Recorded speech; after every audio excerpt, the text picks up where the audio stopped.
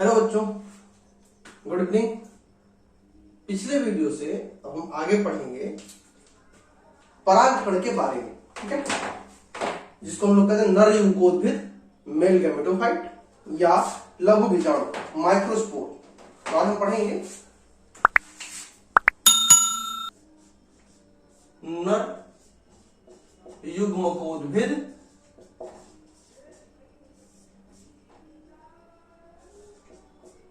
ठीक है, इसको हम और क्या नाम देते हैं, लघु बीजाणु, और जो कॉमनली हम लोग जानते हैं परागकण, ठीक है। इंग्लिश में कहते हैं मेल गैमेटोफाइट,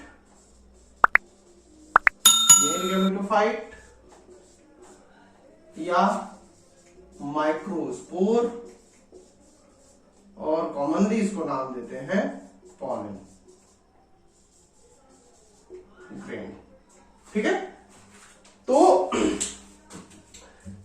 ये पौधों में नर युग्मक का काम करता है, which means it works as a male gamete in plants, similarly like sperm in animal और ह्यूमन।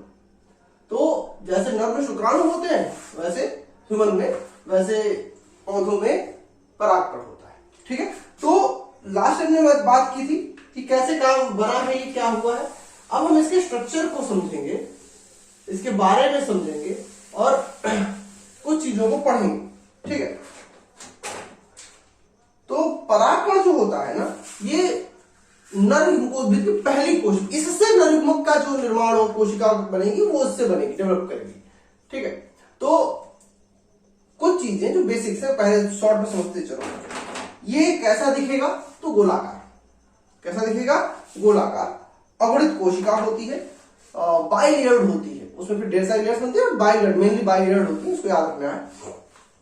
अब इसका आकार, तो कहा जाता है जनरली कि परागकण कई आकार के होते हैं। कॉमनली जो साइज है, इसका जो साइज होता है, most common size 20 to 50 micrometre, 20 to 50 micrometre इसकी जो एवरेज साइज है, ठीक है। बट स्मॉलेस्ट जो पाया गया, स्मॉलेस्ट, ठीक है, जिसको हम लोग कहते हैं मायोसोटिस अल्पेस्ट्रस। क्या नाम है उसका, मायोसोटिस अल्पेस्ट्रस।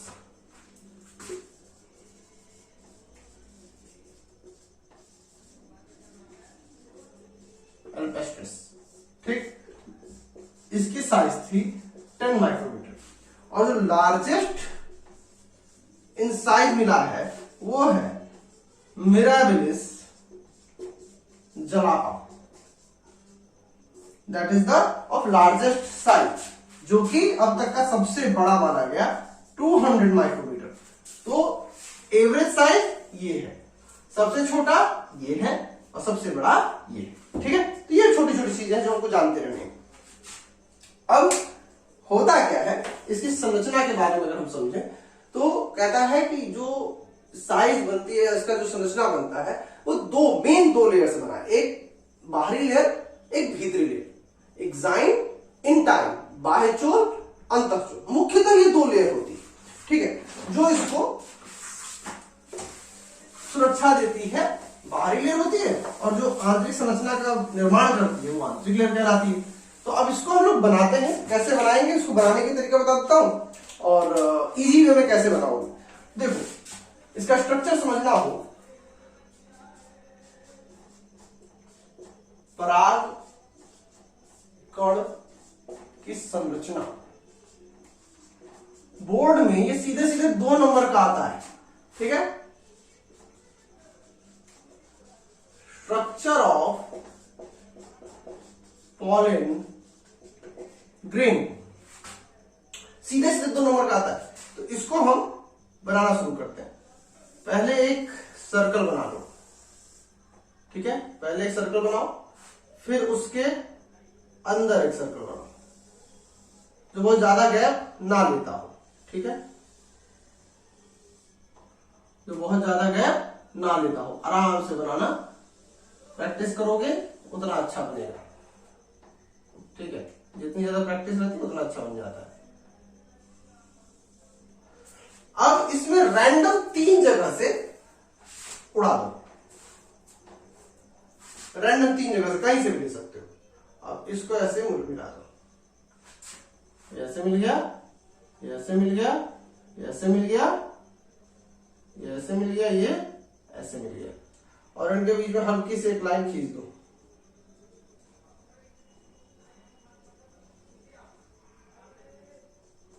ऐसे, ये एक लेयर बन गई।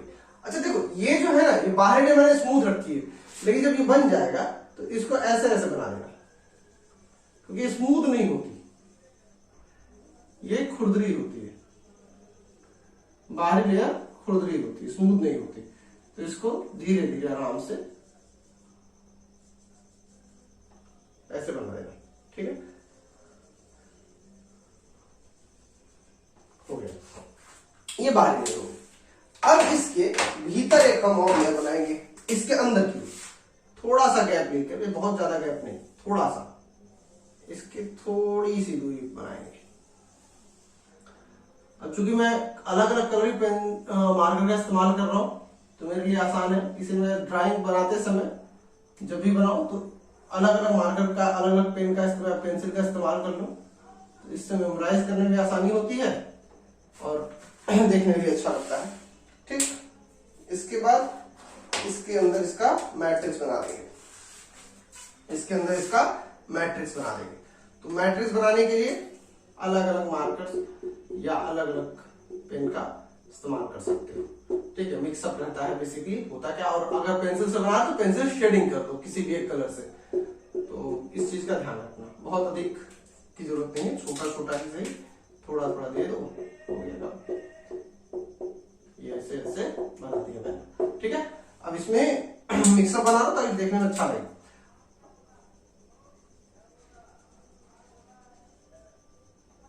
अलग अलग समझना है, थोड़ी थोड़ी बना दो,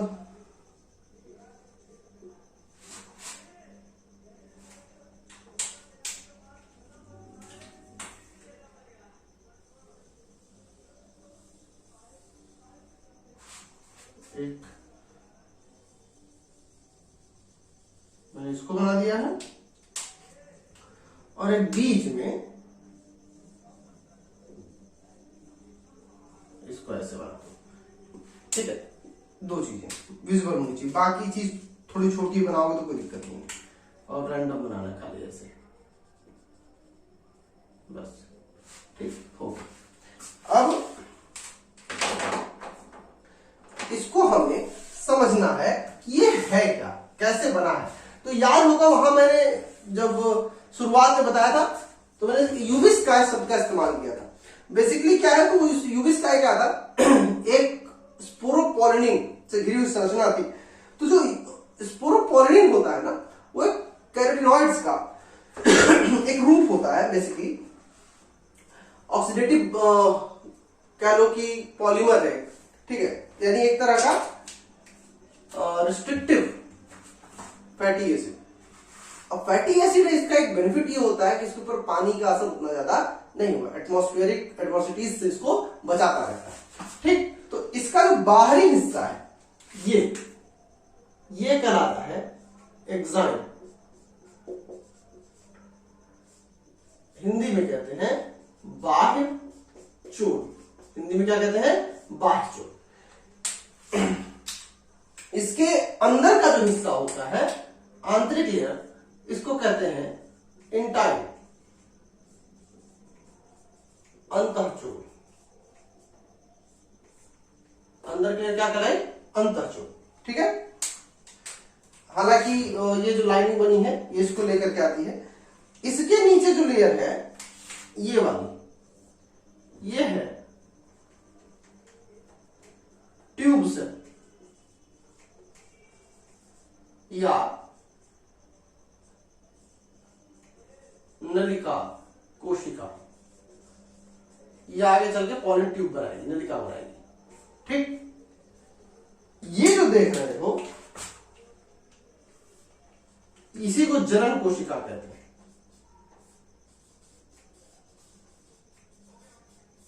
या जर्म सेल। और इसके अंदर का जो केंद्रक है यही इसका जनन केंद्रक है। यही इसका क्या है? जनन केंद्रक। ठीक है। ये जो न्यूक्लियस मैंने बनाया है ये इसका ट्यूब न्यूक्लियस है।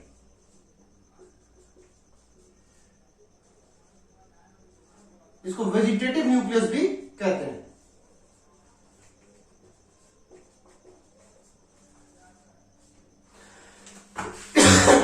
ठीक है। अब ये इसकी रिक्तिका है या वैक्यूल है। रिक्तिका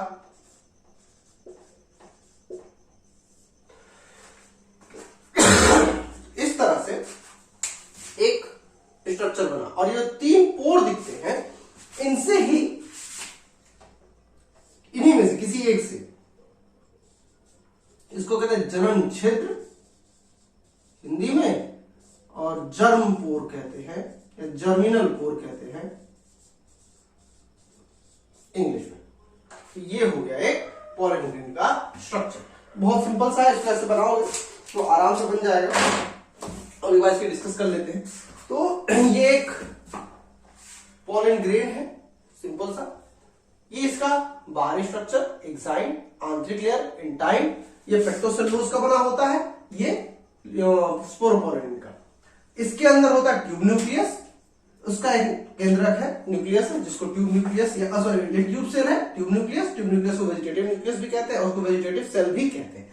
इस जो रेड वाला मैंने दिखाया ये जनन कोशिका है, जर्म सेल, और इसके अंदर इसका केंद्रक न्यूक्लियस होता है जिसको जनन केंद्रक या जर्म न्यूक्लियस, जर्मिनल न्यूक्लियस कहते हैं। जो आउटर लेयर होती है ये 3 हिस्सों में बनी होती है, 3 छोटे छोटे छिद्र होते हैं सामान्यतः। इनको ही हम जनन छिद्र या जर्मिनल पोर, इनको ही जनन छिद्र या जर्मिनल पोर कहते हैं। अब देखो ये जनरली शुरुआत में दबा होता है, बट जब ये वर्तिकाग्र में पहुंचता है, स्टिग्मा में पहुंचता है, तो वहां पर जाकर के जब स्टिग्मा पे ना फ्रक्टोज और थोड़े अदर शर्करा जो होती है, शुगर्स जो होते हैं, उनके लिक्विड्स होते हैं बहुत माइन्यूट लेयर पे। तो जैसे ही जब पहुंचता है तो इनके अंदर वो एम्बिब्ड होने लगता है, एम्बिबिशन होने लगता है, एब्जॉर्ब होता है। तो ये प्रोसेस के थ्रू ये एक्सपैंड कर जाता है जिससे कि अब इसको न्यूट्रिशन मिलेगा और ये एक्टिवेट हो जाएगा, जिसकी वजह से क्या होगा कि ये न्यूक्लियस बाहर निकलने लगेगा। ठीक है। तो एक बार इसको प्रॉपरली देख लो। यहां थोड़ा वीडियो पॉज करके चाहो तो डायग्राम को देख के समझ सकते हो, और नहीं तो एक बार रिवर्स करके फिर देख सकते हो। बट आई वुड सजेस्ट कि थोड़ा सा जब भी पढ़ो तो बुक को और नोट्स को लेके बैठो।